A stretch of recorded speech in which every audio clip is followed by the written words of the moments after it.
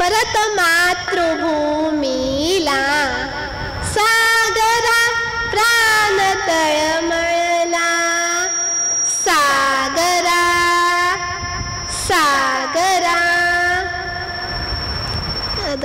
सन्मान्य व्यासपीठावरील पूज्य गुरुजन वर्ग व आणि माझ्या विद्यार्थी मित्रमैत्रिणी, मी विषय मांडते साहित्यिक सावरकर. सावरकर हे फक्त साहित्यिकच नव्हते तर ते एक थोर राष्ट्रभक्त, समाज सुधारक तसेच उच्च कोटीचे कवी व साहित्यिक होते.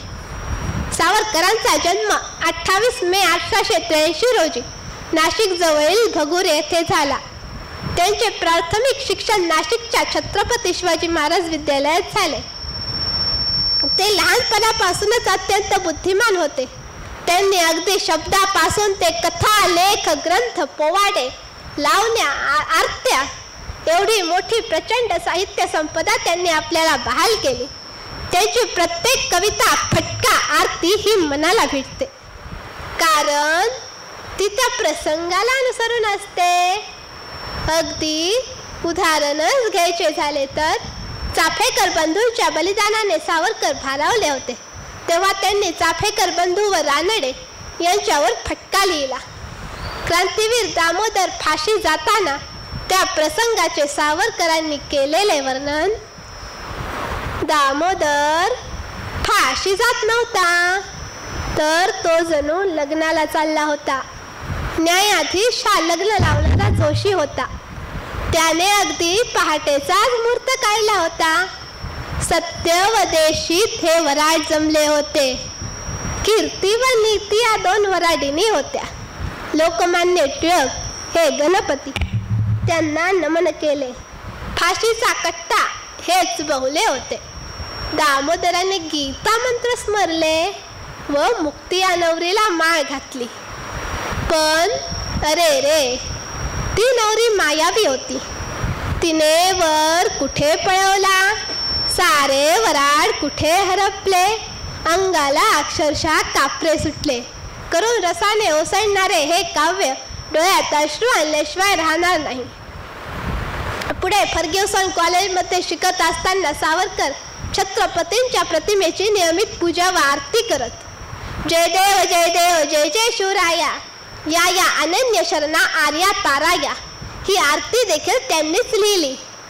पुढे 1930 साली त्यांनी भारत मातेवर एक अजरामर असे स्तोत्र रचले. जय स्तुते श्री महान मंगले शिवास्पदे शुभदे स्वतंत्रते भगवती त्वामहं यशोयुतां वंदे.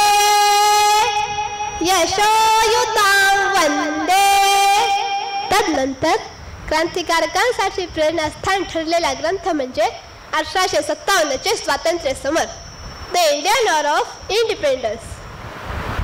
1857च्या युद्धाचा स्मृतिदिन सावरकरांनी 1907 साली इंग्लंड येथे साजरा केला. तेव्हा त्यांच्या असं लक्षात आलं की 1857चे युद्ध हे बंड नसून ते एक स्वातंत्र्य समर आहे. त्याचा इतिहास लिहावा म्हणून त्यांनी 1500 संदर्भाच्या आधारे वयाच्या 24व्या वर्षी हा ग्रंथ लिहिला. या ग्रंथाने जो इतिहास घडवला तो वेगळाच.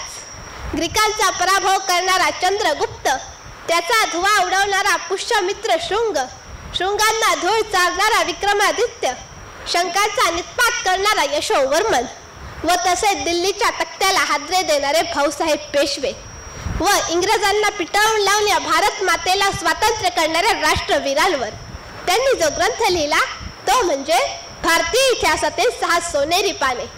स्पृश्य अस्पृश्य ही प्रथा मोडीत काढून त्यांनी संगीत उच्चाप व संगीत उत्तर क्रिया ही नाटके लिहिली. एवढ्यावरच न थांबता सदर नाटकाची तिकिटे अस्पृश्यांना मोफत दिली. याचा परिणाम म्हणजे नाट्यगृहातील अस्पृश्यता नाहीशी झाली. अंधमानाच्या भिंती देखील त्यांचे लिखाण बंदिस्त करू शकल्या नाही.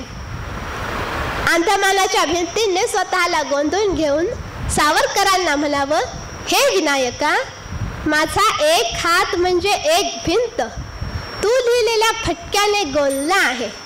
आता दुसरा हात तू एखाद्या एखाद्या कवितेने भरून टाक बरे. इतके साजरे होते सगळे. मराठी भाषा समृद्धीसाठी खूप प्रयत्न केले व मराठी भाषेला काही शब्द दिले. उदाहरणादाखल त्यापैकी काही: अर्थसंकल्प म्हणजे बजेट, उपस्थित म्हणजे हजर, क्रमांक म्हणजे नंबर, शुल्क म्हणजे फी, हुतात्मा म्हणजे शहीद इत्यादी.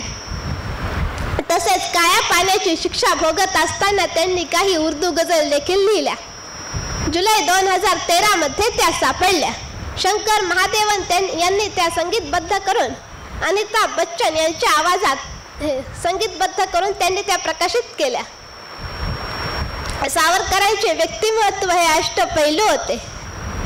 तसेच त्यांनी अंदमानाच्या कारागृहात असताना माझी जन्मठेप हे आत्मचरित्रपर पुस्तक लिहिले. तसेच जोसेफ मेदिनी, काळे पाणी, तेजस्वी तारे ही देखील सावरकरांचीच पुस्तके. सावरकरांचे व्यक्तिमत्व अष्टपैलू होते. सागरा प्राण तळमळा, आजही अमर आहे ते काव्य, दिसून येते जगताला यातून, स्वातंत्र्य प्राप्तीचे तुमचे ध्येय.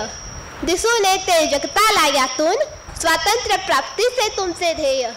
शेवटी जाता जाता एवढेच म्हणावेसे वाटते की झाला नाही कधी होणार नाही, झाला नाही कधी होणार नाही.